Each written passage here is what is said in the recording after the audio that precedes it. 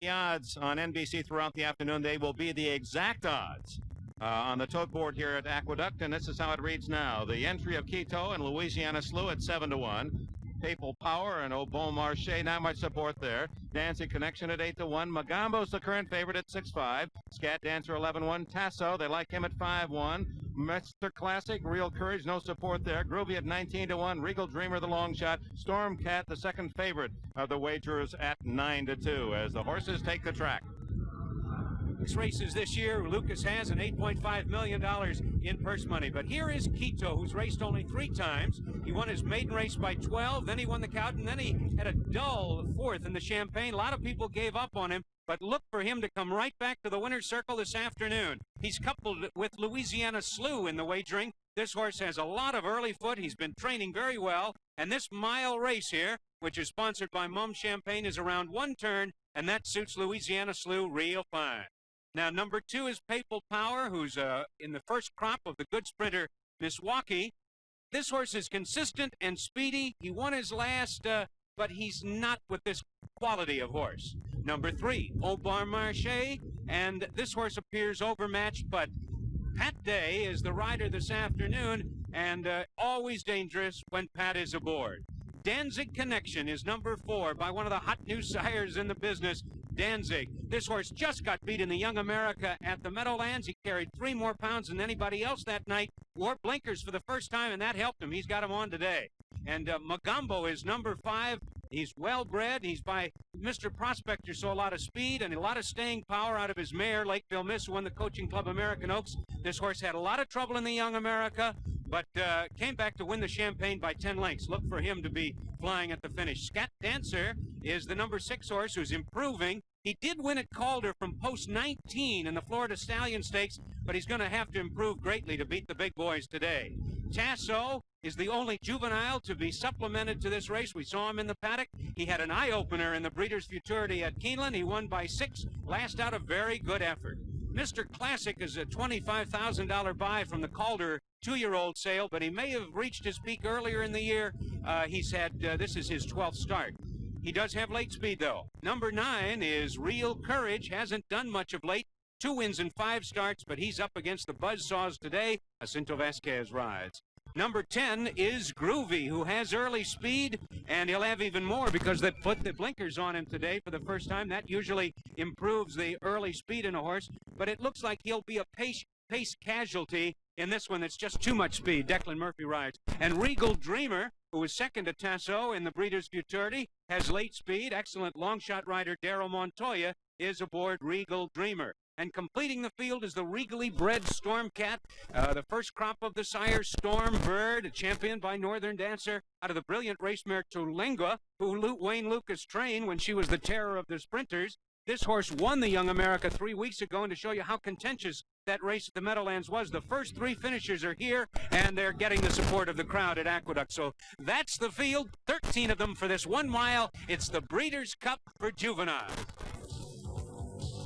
The Juvenile. It's moments to kick off for the big day. Time to get your bearings. Start out with the likes of Quito.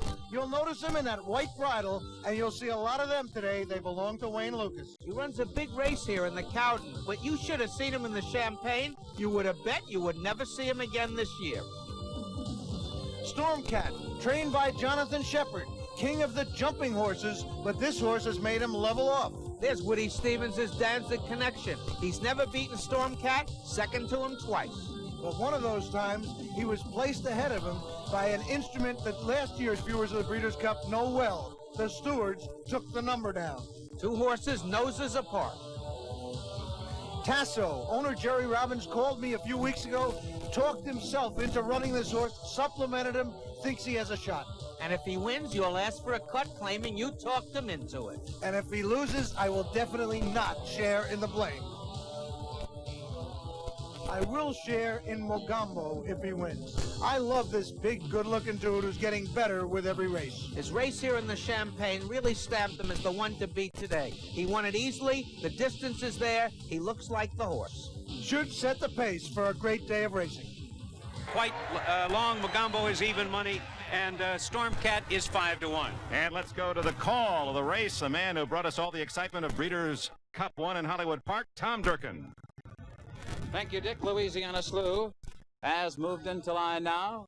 And we've got a couple more to load, including the front running Groovy. They'll try to put that one right on top as they break from the gate. Regal Dreamer, big long shot there. Biggest payday for Daryl Montoya. And Stormcat will break from post position number 13.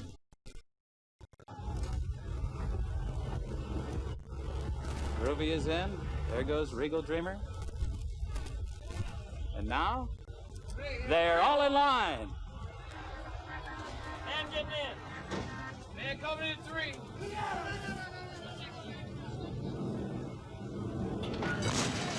And they're up in the Breeders' Cup Juvenile. Danzig connection was away poorly.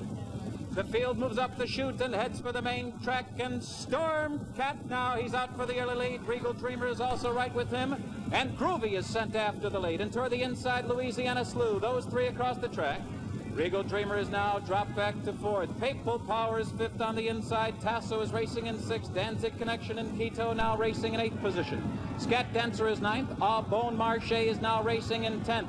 Mogambo is 11th, and he's about 9 lengths off the lead behind a wall of horses now. Then it's Real Courage. Mr. Classic is the trailer as Groovy leads the way as the field heads for the far turn. Louisiana Slew is racing in 2nd. The quarter went in 22 and 4/5 seconds, the half in 45 and 2. And it's still Groovy on top.